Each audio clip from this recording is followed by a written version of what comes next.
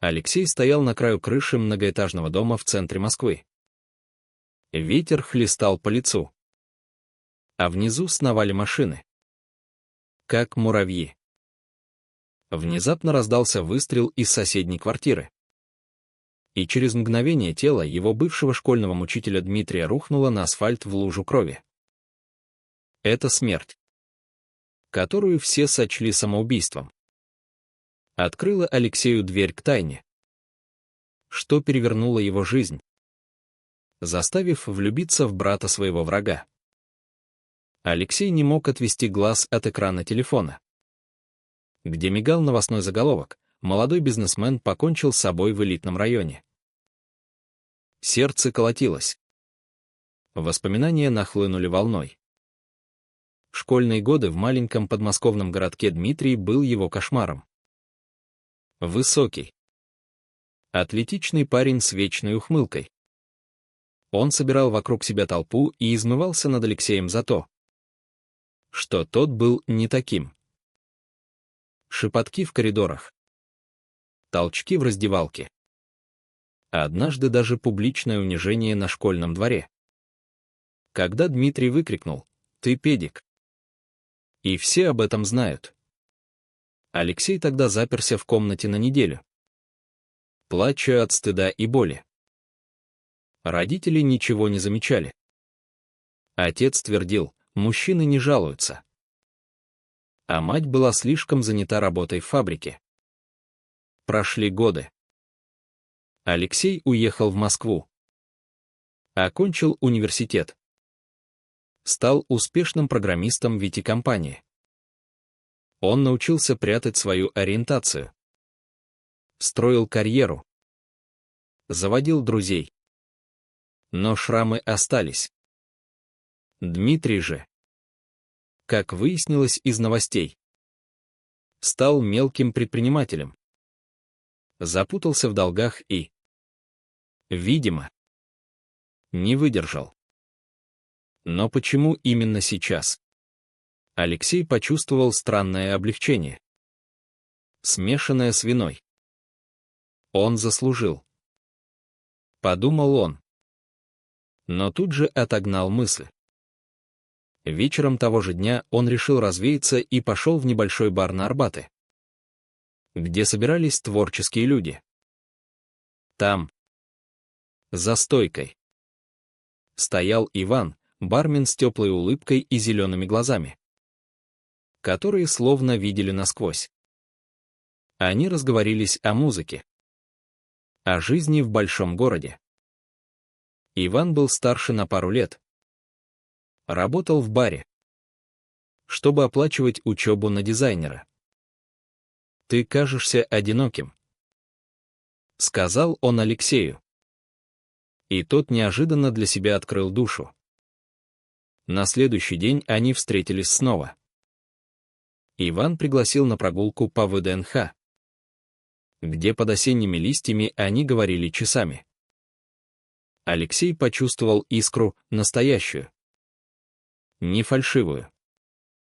Иван был открыт, не судил, делился своими историями о семье, о брате, который всегда был проблемой. Алексей не спросил имени брата, не хотел копать глубже. Но связь росла. Через неделю они поцеловались в парке. И мир для Алексея перевернулся. «Это настоящее», — шептал он себе, забывая о прошлом. Однако судьба готовила удар. На одной из встреч Иван показал семейное фото, он с родителями и старшим братом Дмитрием. Алексей замер. Кровь отхлынула от лица. «Это твой брат?» — спросил он дрожащим голосом. Иван кивнул. «Да». «Дима. Он недавно ушел. Тяжело всем нам». Алексей не спал ночами. Внутренний конфликт разрывал его. Как он мог влюбиться в брата того, кто сломал ему жизнь? Воспоминания о школьных издевательствах всплывали, как Дмитрий распространял слухи, заставляя одноклассников сторониться Алексея. Как он однажды подставил его перед учителями, обвинив в краже. А теперь Иван, добрый, чуткий, ничего не знающий о том аде. Алексей боролся с желанием рассказать правду, но боялся потерять его. Общество в России не приветствовало такие отношения, законы о пропаганде, косые взгляды соседей, давление семьи. Его собственные родители до сих пор не знали о его ориентации. Отец, бывший военный, наверняка отверг бы. Что, если Иван узнает и отвернется? Думал Алексей. Тем временем их отношения развивались. Иван пригласил Алексея к себе домой на ужин. Квартира была скромной, в спальном районе. Мать Ивана, женщина с усталыми глазами, тепло встретила гостя, и Иван редко приводит друзей. Рада познакомиться. За столом говорили о повседневном, о работе, о погоде.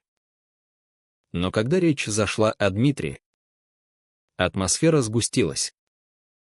Он был хорошим мальчиком, но запутался. Вздохнула мать. Иван молчал. Но Алексей заметил боль в его глазах. После ужина они остались вдвоем. И Иван признался, Дима всегда был агрессивным. Особенно в школе. Я знал, что он кого-то обижал, но не вмешивался. Теперь жалею. Эти слова кольнули Алексея. Он едва сдержался. Чтобы не выкрикнуть, это был я. Но вместо этого поцеловал Ивана, пряча слезы. Конфликт нарастал. Алексей начал замечать, как прошлое влияет на настоящее. На работе коллеги шутили над голубыми. И он молчал, боясь. Друзья советовали, будь осторожен. В России это опасно. А с Иваном все было идеально, прогулки, разговоры до утра, поддержка. Но тайна жгла. Однажды вечером, после ссоры с родителями по телефону, отец настаивал на женитьбе. Алексей сорвался. Он рассказал Ивану о школьных годах, но умолчал о Дмитрии. Иван обнял его. Ты сильный. Что пережил это? Алексей почувствовал облегчение. Но вину тоже. Я должен сказать. Решил он. Недели летели. Алексей и Иван стали неразлучны. Они снимали квартиру вместе в центре. Делили быт, готовили ужин. Смотрели фильмы. Планировали поездку в Санкт-Петербург. Иван вдохновлял Алексея на творчество, тот начал писать код для личного проекта. Приложение для поддержки ЛГБТ-сообщества. Но анонимно.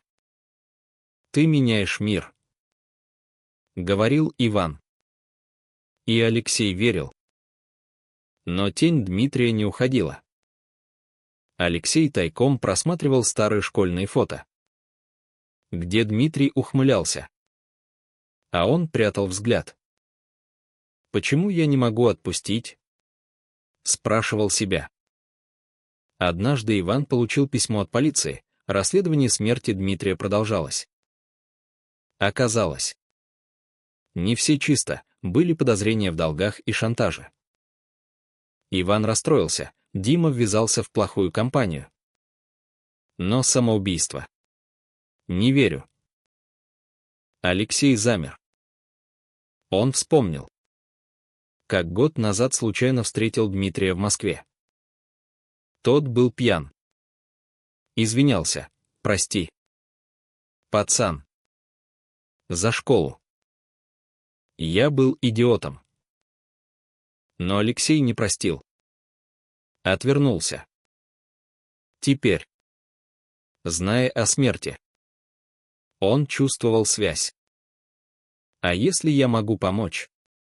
Подумал он. Конфликт с семьей Ивана обострился. Мать звонила часто. Жаловалась на одиночество. «Приходи с Алексеем», — говорила она. Но отец Ивана, строгий пенсионер, подозрительно смотрел на друга сына. В России семейные ценности — святое, а гомосексуальность — табу. Иван скрывал отношения, боясь реакции. Папа консерватор. Не поймет. Объяснял он. Алексей кивал. Но внутри кипел, его собственная семья была похожа. Мать звонила. Когда внуков? Отец, найди нормальную работу. Женись. Давление нарастало. Алексей решил поговорить с Иваном о прошлом. Вечером. За чаем. Он начал: твой брат. Он учился в моей школе. Иван удивился. Серьезно? Мир тесен. Алексей продолжил. Он меня травил. Из-за того, что я гей. Иван побледнел. Дима. Он говорил о каком-то парне. Но я не думал. Прости меня. Они обнялись. Но семя сомнения было посеяно. Иван стал задумчивым. Чаще звонил матери. Алексей чувствовал трещину. Он выберет семью. Боялся он. Социальное давление усилилось. На работе Алексея коллега увидел его с Иваном и шепнул: будь осторожен. Здесь не любят таких. В новостях рейды на гей-клубы. Законы о традиционных ценностях. Друзья Алексея из ЛГБТ-круга советовали: уезжай. Пока не поздно. Но Иван не хотел. Это моя страна. Я люблю ее. Мао Цзу Си разрывала Алексея. Любить брата-обидчика, предательство себя. Или прощение. Он начал терапию тайком. Но сессии только усилили конфьюжн. Однажды произошел инцидент. Они шли по улице, держась за руки. Когда группа парней окликнула: «Эй, голубки!» Иван отпустил руку. Алексей обиделся. «Дома ссора, ты стыдишься меня?» Иван кричал: «Нет. Но это опасно. Думай о нас». Алексей ушел, хлопнув дверью. Ночевал у друга, размышляя о разрыве. Но наутро Иван пришел с цветами: «Я люблю тебя. Прости». Они помирились. Но осадок остался. Алексей узнал больше о смерти Дмитрия. Через знакомого в полиции он достал детали. Дмитрий был в долгах у мафии. Но перед смертью звонил кому-то, угрожая разоблачением. Кому? Подумал Алексей. Вспомнил встречу год назад, Дмитрий упоминал секрет семьи. Что если это связано? Он решил копать глубже, рискуя всем. Расследование Алексея привело к неожиданным открытиям. Он встретился с бывшим коллегой Дмитрия, который шепнул: Дима шантажировал кого-то из прошлого. Говорил о школьных грехах. Сердце Алексея екнуло. Неужели Дмитрий знал что-то о нем? Нет. Это он был жертвой. Но тайна семьи Ивана всплыла, отец их был замешан в коррупции в 90-е. Дмитрий покрывал. Если это выйдет, семья развалится. Подумал Алексей. Теперь у него был рычаг знания, которое могло разрушить все. Отношения с Иваном накалялись. Иван стал подозрительным. «Ты что-то скрываешь?» Алексей отмахивался. Но вина грызла. Семья Ивана пригласила на дачу под Москвой. Там, у костра. Отец спросил прямо: «Вы с моим сыном близки?» Иван замер. Алексей солгал: «Друзья». Но мать угадала. Обняла сына: «Я знаю. И люблю тебя». Отец ушел молча.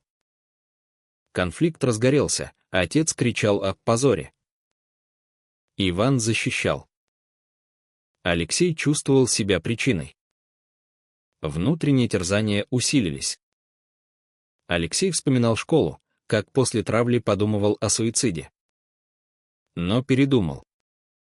Теперь, любя Ивана, он видел в нем эхо Дмитрия, те же черты лица. Это наказание? Спрашивал себя. Психолог советовал: прощай, чтобы жить. Но общество давило, друзья геи рассказывали о побоях. Потере работы. В России нет места нам. Говорили они. Кульминация наступила на встрече с отцом Ивана.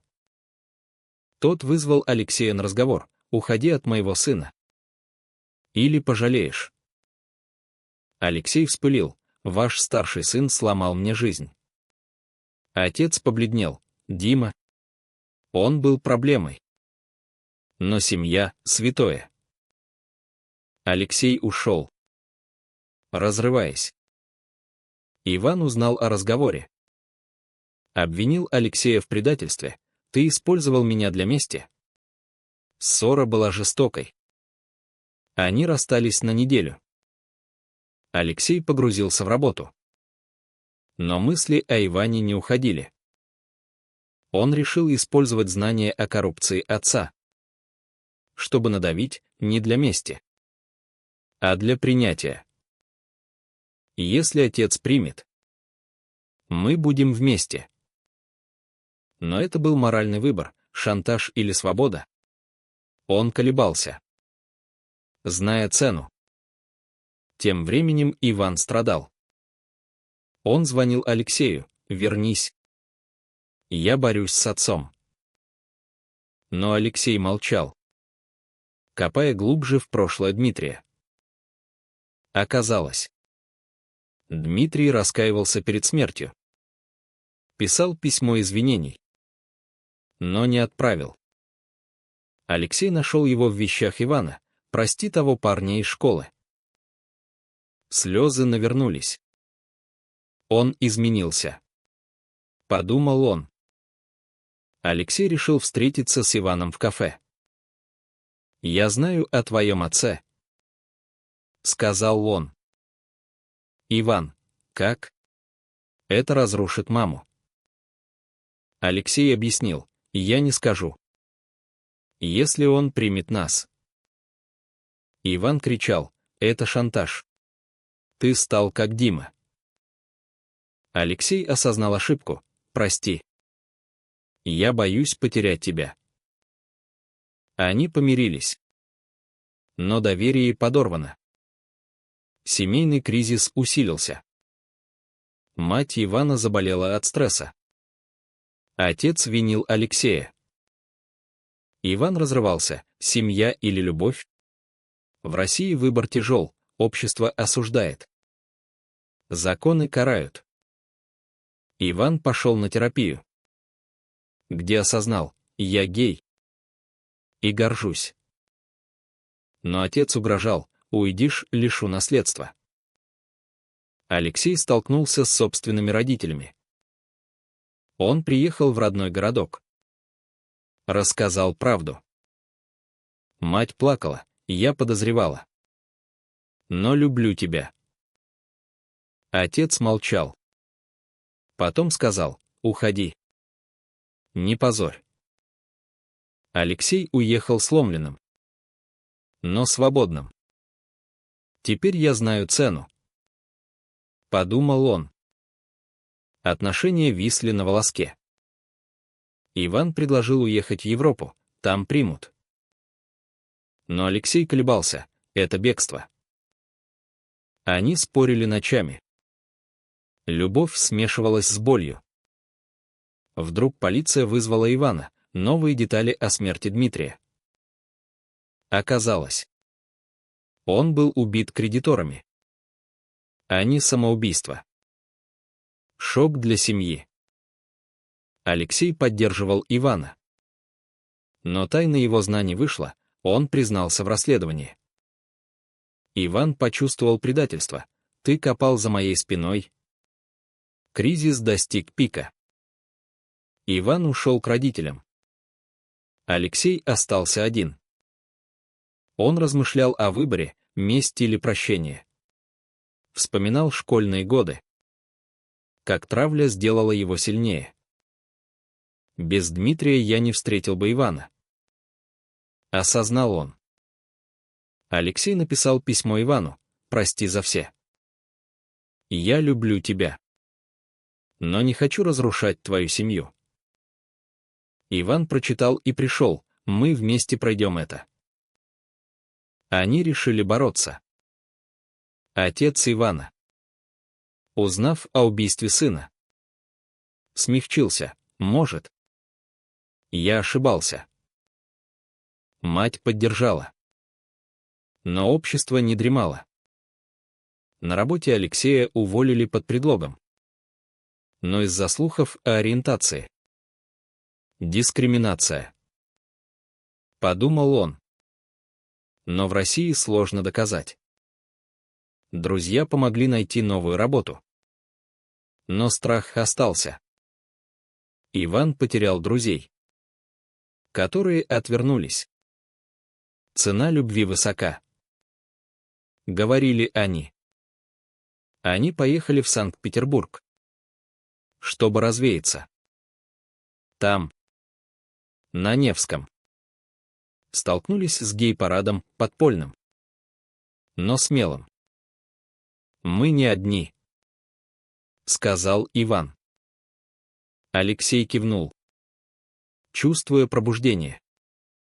Вернувшись, столкнулись с новой угрозой, анонимные письма с угрозами. «Уезжайте. Или плохо будет». Кто-то из прошлого Дмитрия. Они сообщили в полицию. Но безрезультатно. Напряжение росло. Алексей принял решение опубликовать историю анонимно в блоге, чтобы помочь другим. Моя травля. Любовь к брату обидчика. Пост стал вирусным. Вызвал дебаты. Общество разделилось, поддержка и ненависть. Иван гордился: «Ты герой». Но отец рассердился: «Ты выставил нас». Семья на грани. Кульминация наступила на семейном совете. Отец кричал: «Вы разрушаете все». Иван ответил: «Нет. Мы строим правду». Мать вмешалась: «Дима бы хотел, чтобы мы изменились». Отец сломался. Обнял сына: «Прости. Я боюсь за тебя». Примирение было хрупким, но настоящим. Алексей и Иван переехали в новую квартиру. Начали жизнь заново. Алексей развивал приложение для ЛГБТ-поддержки. Иван закончил учебу. Они сталкивались с предрассудками, косые взгляды, отказы в услугах. Но держались вместе. «Мы платим цену. Но это стоит», — говорили они. Прошло время. Алексей осознал, травля сделала его ресилиент. Любовь сильным. Но вопросы остались, Был ли шантаж оправдан? Стоило ли копать в прошлое? В конце концов, они решили уехать в Берлин, где могли быть собой. Перед отъездом Алексей посетил могилу Дмитрия. «Прощаю тебя». Но был ли выбор Алексея использовать тайну семьи правильным? Или это лишь продолжение цикла мести,